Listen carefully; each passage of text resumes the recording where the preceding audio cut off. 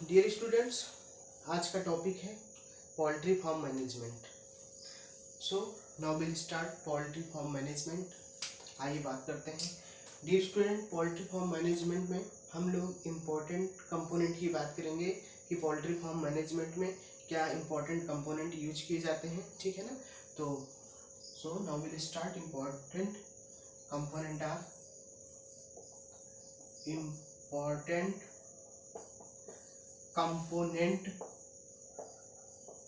components of poultry farm management।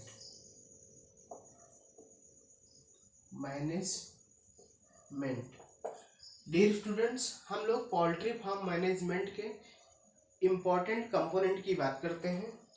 तो first of all इसमें हम देखते हैं पोल्ट्री फार्म मैनेजमेंट में कि selection of disease free and suitable breed होनी चाहिए, ठीक है ना। कैसी ब्रीड होनी चाहिए? Selection of disease free and suitable breed, ठीक। तो आप कहेंगे selection of disease free and suitable breed. Dear students, यहाँ पे हम लोगों को पोल्ट्री फार्म मैनेजमेंट में इस बात का विशेष ध्यान रखना है कि selection of disease free suitable breed का कंपोनेंट का यूज किया जाना चाहिए, ठीक है ना। देन हम किसकी बात करते हैं? प्रॉपर फीड एंड वाटर, ये भी इंपॉर्टेंट कंपोनेंट है। प्रॉपर फीड एंड वाटर, ठीक है ना, ये भी इंपॉर्टेंट कंपोनेंट है पोल्ट्री फार्म मैनेजमेंट का। देन हम बात करते हैं हाइजीनी एंड हेल्थ केयर की। किसकी बात करते हैं? हाइजीनी एंड हेल्थ केयर की। So dear students, it is component of poultry farm management, important component of poultry farm management. तो इसमें बेसिक बातों का ध्यान रखना बहुत जरूरी होता है।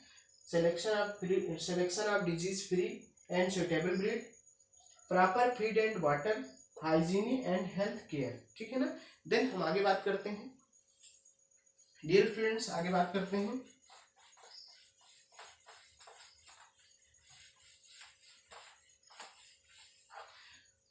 सो डियर स्टूडेंट्स, ये चैप्टर है strategy for enhancement in food production के। हम लोग इम्पोर्टेंट टॉपिक की बात कर रहे हैं, उसके कंटेंट की बात कर रहे हैं। तो देन हम आगे बात करते हैं कॉन्सिक्वेंस ऑफ इनब्रीडिंग की बात करते हैं। किसकी बात करते हैं? कॉन्सिक्वेंस ऑफ इनब्रीडिंग की बात करते हैं, ठीक है ना। So dear student, consequence of inbreeding कैसे होनी चाहिए, ठीक है। तो इसमें इंक्रीज इन होमोजाइगोसिटी, ठीक, इसमें क्या क्या होना चाहिए? Increase in homozygosity,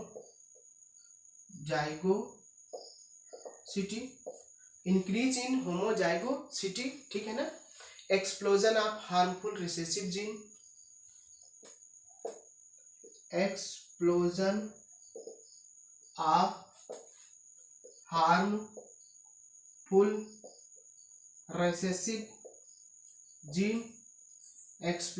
harmful recessive gene, explosion of harmful recessive gene that are eliminated by selection, ठीक है ना, that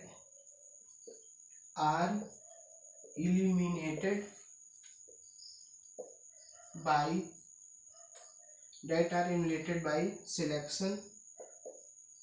so dear students, that is consequence of inbreeding, explosion of harmful recessive gene that are eliminated by selection, ठीक है ना। Then हम आगे बात करते हैं इसमें कि accumulation of superior gene, ठीक है ना। और क्या होना चाहिए? accumulation of superior gene का इसमें accumulation होना चाहिए, ठीक है ना। And elimination of less desirable gene, and elimination of less desirable gene and and elimination of less desirable gene, यानी कि accumulation of superior gene and elimination of less desirable gene. So dear students, इसमें और क्या होना चाहिए, increase in the productivity of inbreed population, ठीक है, increase in the productivity, increase in the productivity of inbreed population, of inbreeds population, of inbred population. So dear students, increase in the productivity of inbred population, ठीक है, also may reduce fertility and productivity। आइए ऊपर बात करते हैं इसमें हम,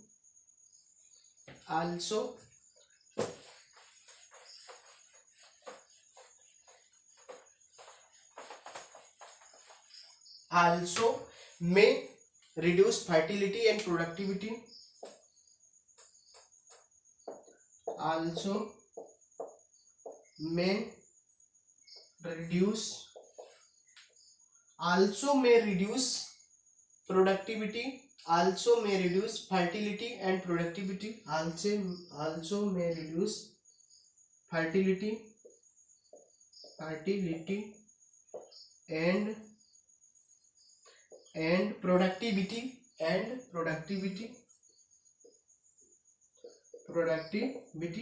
So dear students, that is consequence of inbreeding, यानी कि also may reduce fertility and productivity, ठीक है ना, also may reduce fertility and productivity, may leads to inbreeding depression, ठीक है, आगे बात करते हैं, may leads to inbreeding depression,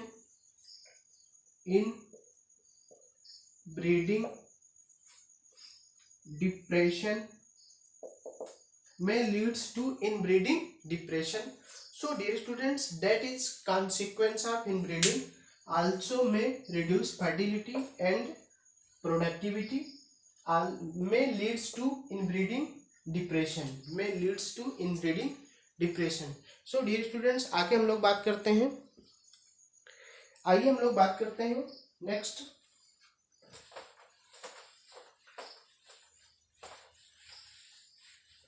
तो हम बात करते हैं step are involve in plant breeding, ठीक है, step are involve in plant breeding, ठीक है ना, step are involve in plant breeding, इसमें कौन कौन से स्टेप इन्वॉल्व होते हैं प्लांट ब्रीडिंग के लिए। सो इसमें हम देखते हैं कलेक्शन ऑफ वेरिएबिलिटी, क्या बात करते हैं इसमें, कलेक्शन ऑफ वेरिएबिलिटी, ठीक है ना, इसमें हम किन बातों का ध्यान रखते हैं, collection of variability, evaluation and selection of parent, evaluation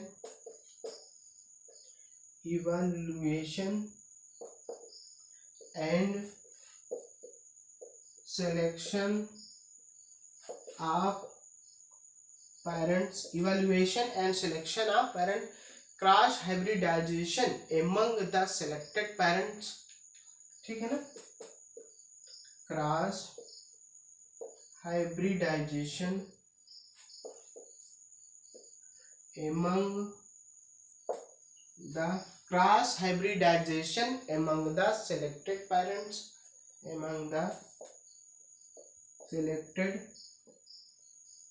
parents, so dear students, इसमें हम लोग देखते हैं collection of variability, evaluation and selection of parent, cross hybridization among the selected parent, ठीक है ना, और हम बात करते हैं इसमें cross hybridization among the selected parents, ठीक, इसमें और हम आगे देखते हैं selection and testing of superior recombinant, ठीक है, selection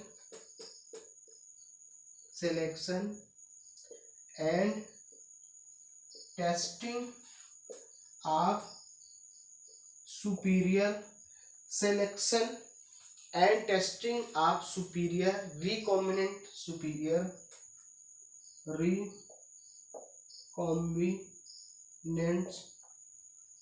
selection and testing of superior recombinant testing, release and commercialization of new cultivar।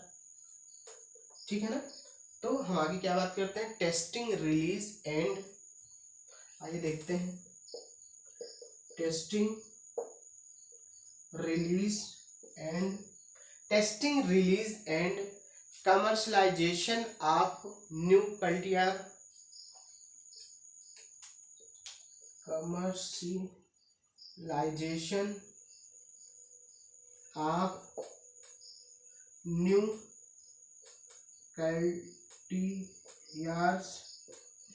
कल्टियार्स, ठीक है ना। सो डियर स्टूडेंट्स, यहाँ पे testing release and commercialisation of new cultivar, ठीक है। तो that is step are involved in plant breeding. इसमें हम कौन कौन से स्टेप को फॉलो करते हैं, स्टडी करते हैं। Collection of variability, evaluation and selection of parent, cross hybridization among the selected parents, selection and testing of superior recombinant, testing, release and commercialization of new cultivar। तो so dear students, it is a step of involved in plant breeding। then हम आगे बात करते हैं,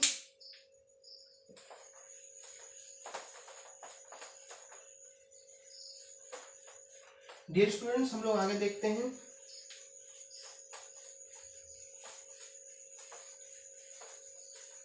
इसमें हम बात करते हैं आगे, following point are important for successful bee keeping, ठीक है। Following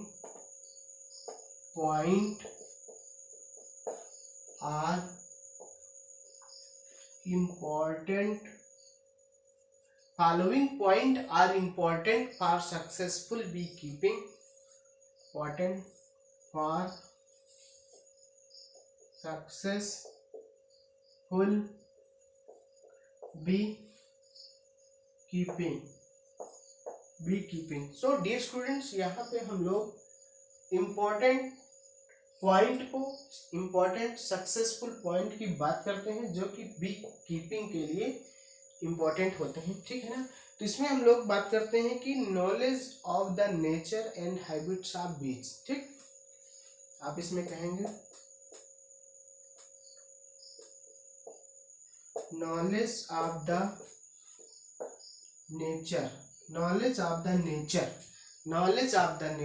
and habits of bees,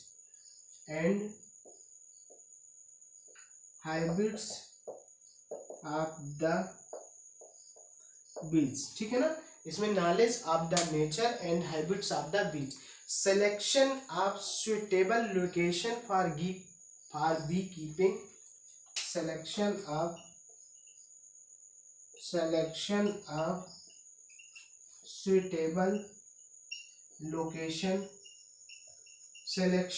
suitable location for keeping the beehives,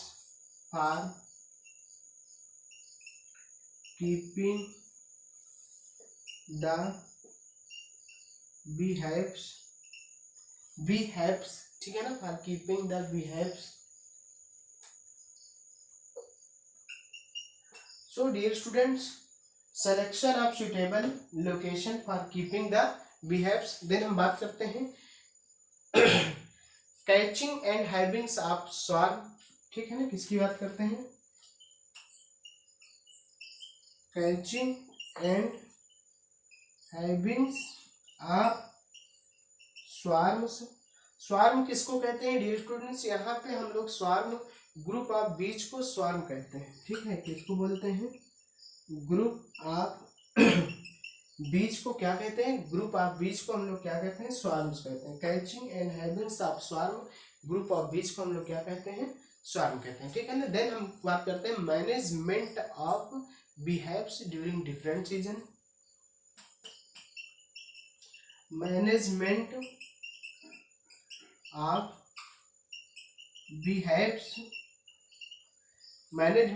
beehives behaves, management of behaves during different season, during different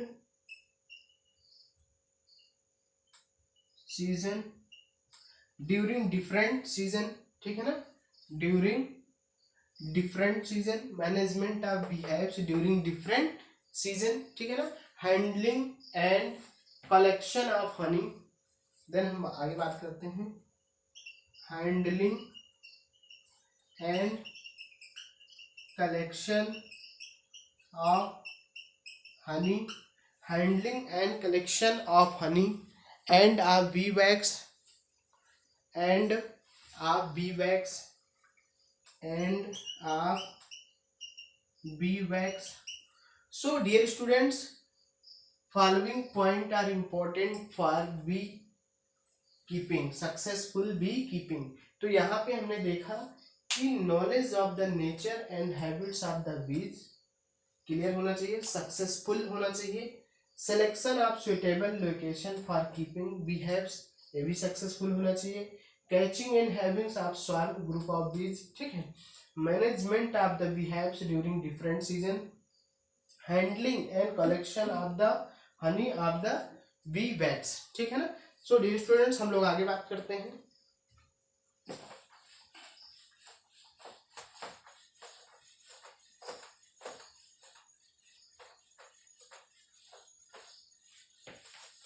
dear students, हम आगे बात करते हैं इसमें कि the main aim of bio फॉर्टिफिकेशन. आइए बात करते हैं द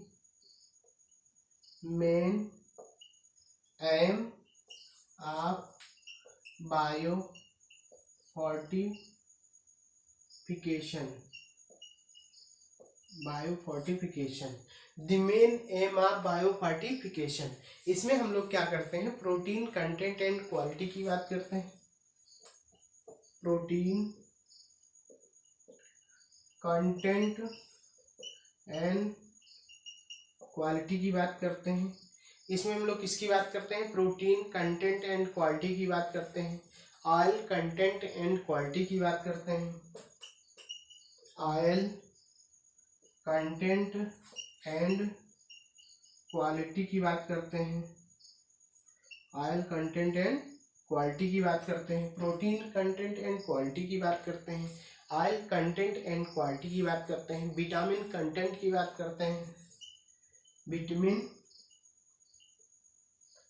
कंटेंट की बात करते हैं, विटामिन कंटेंट की बात करते हैं, micro nutrient and mineral content की बात करते हैं, माइक्रो न्यूट्रिएंट्स एंड मिनरल